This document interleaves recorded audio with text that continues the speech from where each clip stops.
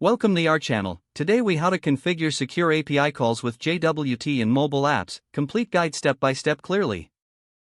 Start with understanding what JWT is and its purpose in securing API calls. JWT, or JSON Web Token, is a compact, URL-safe means of representing claims between two parties. First, choose a programming language and framework for your mobile application. Popular choices include React Native, Flutter, or native development for iOS and Android. Next, ensure you have a backend server that can issue JWTs.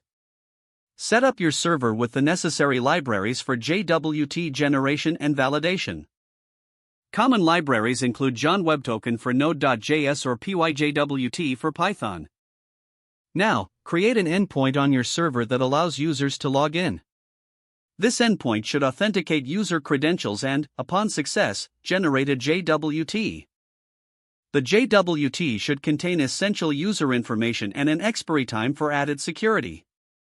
Once you have the JWT, send it back to your mobile app as part of the login response. In your mobile app, store the JWT securely using methods appropriate for your platform. For iOS, consider using the keychain, and for Android, use the encrypted shared preferences. Next, every time your mobile app makes an API call, include the JWT in the authorization header. Format the header as authorization, bearer your _JWT token.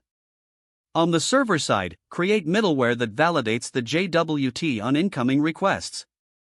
This involves decoding the token and checking its signature and expiration. If the token is valid, proceed with the API request. If not, return an error response indicating unauthorized access. Implement error handling in your mobile app to manage token expiry and authentication failures. Consider adding functionality for refreshing tokens if your app requires long-lived sessions.